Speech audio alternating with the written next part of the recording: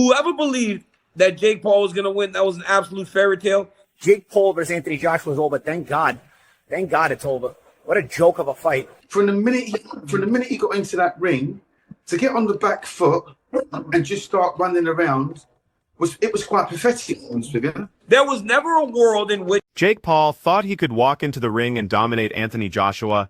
What happened next was absolutely brutal. Boxing experts tore apart Paul's performance after he got completely demolished by Joshua. And honestly, it wasn't even close. The social media star learned what happens when internet confidence crashes into heavyweight reality, and the results were exactly as devastating as everyone predicted. He's an idiot. There is no reason. If Anthony Joshua puts 10-ounce gloves on and gets in a boxing ring and Jake Paul is in the other corner, this won't last long. This will last as long as Josh wants it to last. Here's the thing, though. Nobody with any real boxing knowledge was surprised by this outcome. We all saw it coming from miles away. Jake Paul spent years carefully picking his opponents like he was shopping for groceries. Washed-up MMA fighters, retired athletes way past their prime, guys who hadn't thrown a serious punch in years. That was his whole game plan. Create buzz, generate clicks, avoid anyone who could actually fight. Jake Paul is concerned because that's not boxing. He was just trying to survive. And when you try to survive in a fight, then the other guy can't knock you out because you're not looking to win. But 2025 rolled around, and suddenly Paul found himself face-to-face with Anthony Joshua, a legitimate former heavyweight champion with Olympic gold hanging on his wall. This wasn't some carefully selected opponent. This was the real deal. Dude's got balls to stand in there with AJ, who had been off, so his chin is refreshed. He's ready to fight. Joshua walked in with over 25 professional victories, multiple heavyweight championship reigns, and that Olympic gold from London. Paul showed up with 13 professional fights, 0 experience against actual heavyweight champions, and absolutely no idea what elite defensive boxing looks like at this level. You get paid $90 million to... The difference was painfully obvious from the opening bell. Joshua moved like someone who'd been doing this his entire life. He controlled every inch of space, set up his shots perfectly, and watched Paul waste energy chasing opportunities that didn't exist. The size difference was massive, but the experience gap was even bigger. Paul spent fight week talking about knockouts and making statements. Joshua just showed up to handle business. Joshua is trying to find him. As the fight goes longer, all those big actions, the shots, the big overhand rights, all those things were starting to fatigue. Those early rounds were eerily quiet, which anyone who understands heavyweight boxing knows is usually a bad sign. Joshua stayed patient, measured every movement, and slowly closed off Paul's options. Paul tried to look confident, but his footwork told the real story. He was backing up constantly, resetting too late, always reacting instead of creating opportunities.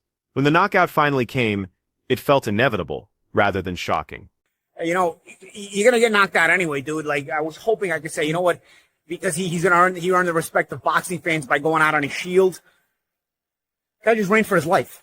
I just watched Jake Paul run for his life for like 5-6 rounds. I try to be responsible. I've been in this game 50 years, so I know where not to step, where you could twist an ankle, or worse, you could break a leg. Teddy Atlas was one of the first experts to break down what happened, and his analysis was surgical. He explained that heavyweight boxing doesn't forgive mistakes the way lighter divisions do. At heavyweight, one wrong move and you're done. Atlas made it clear that Paul never developed the defensive instincts needed to survive at this level. You're not just fighting one man when you step into the heavyweight division. You're fighting physics itself. I mean, this guy literally never tried to win a second of the fight. He was trying to throw a home run punch every once in a while. And notice every time he got in the clinch, he just went down. Like he just hugged Anthony Joshua and then like would go down and the referee would call it a slip and give him a break. And like he would just kill time that way. Carl Froch didn't hold back either. He reminded everyone that Paul had already lost to Tommy Fury, a cruiserweight who never even won a British title. If Paul struggled against Fury, jumping straight to a former heavyweight champion wasn't brave, it was delusional. Froch emphasized that boxing has levels for a reason, and you can't just skip ahead because you want to. Even while I think a heavyweight has a chance in any fight, a puncher's chance, I don't think Jake Paul has anything for Anthony Joshua. Do you respect him for taking it? Yeah, you have to. The physical advantages Joshua held made everything worse for Paul. Joshua carried over 100 pounds more weight on fight night, with a reach advantage of more than 6 inches. That's not just a number on paper. That's complete control of distance, timing, and when exchanges happen. He knocked him down twice. I thought the fight was going to be over because he was going to knock him down again. Even the betting market saw this coming. Joshua entered as a massive favorite, with odds giving him over 85% chance of victory. This wasn't bias against Paul. This was cold mathematics. Experience, size, skill, and track record don't lie, no matter how loud someone talks. Honestly, what do you want the guy to do? I mean, this guy ran for his life in a 22 by 22 foot ring. That ring was huge. That ring was huge. After the knockout, comparisons immediately started flying to Joshua's 2024 destruction of Francis Ngannou, which ended in under 3 rounds.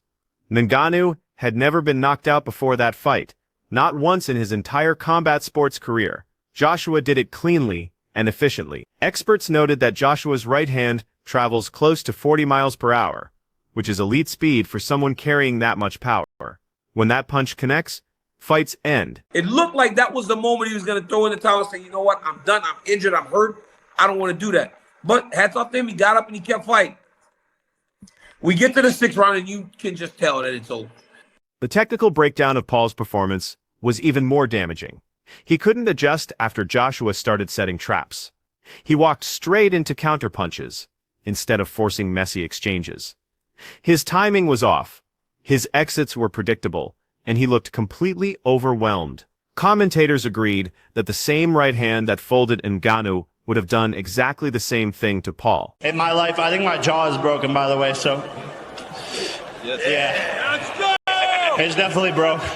But Johnny Nelson summed it up perfectly when he said, Anthony Joshua doesn't play touch boxing with anyone. That wasn't trash talk. That was a technical observation. Joshua's fighting style has always been about establishing control and then inflicting serious damage. He doesn't toy with opponents or take it easy based on their background. When you step in the ring with him, you're signing up for full consequences. He could take those punches and they can really do no damage to him. It even boosted his confidence more. Because then he got even more reckless in his approach. Simon Jordan was particularly harsh in his business analysis. He called the whole challenge absurd, regardless of how much money it generated. Jordan acknowledged the commercial success, but completely separated that from sporting logic. His main concern was legitimacy. A 2-time heavyweight champion with Olympic credentials isn't a marketing prop, and treating him like one is how people get seriously hurt. You knew that Anthony Joshua was going to eventually land something that hurt Jake Paul. And you know how you know the boxing world wanted it to be brutal? Because Rosendo was sitting here and he goes, I hope he gets knocked out bad. What made the criticism even more brutal was that several figures who previously supported crossover boxing started backing away. Multiple fighters and commentators who once defended influencer fights as good for the sport admitted this bout exposed a hard ceiling. This wasn't about temporary limitations. This was about structural problems that can't be fixed with hype. Anthony Joshua, who's now 5 inches bigger than you, maybe more, or 4 or 5 inches, and about 100 pounds heavier. You just don't go from there right up to there. The numbers behind their careers told the whole story. Anthony Joshua entered professional boxing after over 150 amateur fights. That amateur experience is where timing, defense, and survival instincts get built. Jake Paul entered professional boxing with 0 amateur background, not a short amateur career, literally none. That gap doesn't close with confidence or training camps. It closes with years of experience Paul never had. Punching heavyweight, and fake Paul's never been in with a heavyweight. Like I said earlier, he lost to Tommy Fury, a cruiserweight. He lost to him. Tommy Fury's not even British level. So you can't chuck fake Paul in with Anthony Joshua and take it serious. Joshua's professional resume includes multiple world title defenses across different championship reigns. He's gone 12 rounds at championship pace against world-class opposition. Paul had never fought beyond 8 rounds at elite level before this fight. That difference isn't just on paper. 8 rounds and 12 rounds are completely different sports, especially at heavyweight. The physical and mental demands escalate dramatically after round 8, and fighters who haven't been there show it quickly. One of the biggest punchers, acclaimed, a lot of accolades, world champion heavyweight. Financially, the fight confirmed what everyone already knew. Estimated purses ranged between $40 and $50 million for each fighter, making this a massive commercial success. Nobody disputes that part. But those same numbers also proved that commercial success doesn't create competitive balance. Big money didn't make this matchup any closer. It just made the inevitable outcome more expensive to watch. What it needed to be tonight for this fight and for this fight. It was fun. It was crazy at times with the wrestling and all the grabbing and the clenching. The referee saying the fans didn't pay for this shit, all the dirty attacks. He's the only one outside of Conor McGregor that could fight this level of fight at his experience.